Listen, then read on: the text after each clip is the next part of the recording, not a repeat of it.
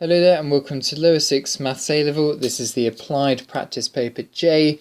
Here we're working on a discrete random variable question. The discrete random variable x has the probability of x equaling x is equal to 0.15 when x is minus 2 or minus 3, alpha when x is minus 1 or 0, 0.1 when x is 1 or 2, and 0 otherwise. So what you could think of this situation as is maybe a dice with some pretty strange numbers on each side of the dice. There's a 0.15 probability of it rolling a minus 3 or a minus 2. There's an alpha probability that it rolls a minus 1. And on the other side of the dice, we could say that there's an alpha probability of it rolling out at a 0 and a 0.1 probability of it rolling a 1 and a 0.1 probability of it rolling a 2. Calculate the value of alpha. Well, we know from probabilities that all probabilities should add up to 1. So what we can do here is we can say, well, when x is 3, in fact, what we could do first, just to really make this data make sense, this random variable make sense, is to write out a table of probabilities.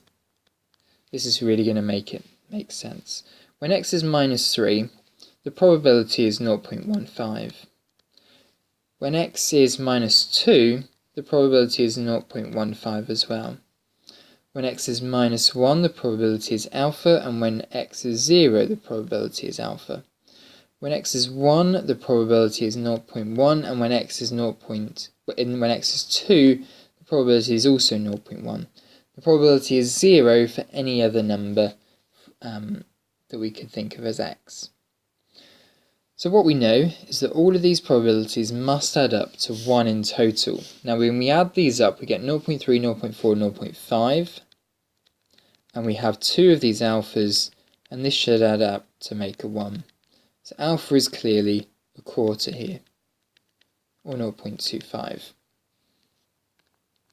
Part B, find the probability in between 1 inclusive of 1 and up to 2 but don't include 2. So we're going to add together these probabilities in this group here. So we're not going to include 2 because it doesn't tell us to include 2, but it does tell us to include minus 1. So in this question here it's going to be 0.25 because that's alpha, add another 0.25, add 0.1, and here we're going to get 0.6. Part C, find the probability where x is greater than minus 2.3. Well, in that case, minus 2 is greater than minus 2.3, and all of the other numbers up until 2 are exactly the same.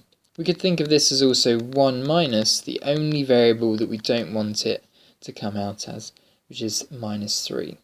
So in this question here, we get 0.85. We get exactly the same answer if we were to add up all of these probabilities that are more than minus 2.3. Okay, that's 4 marks for that question.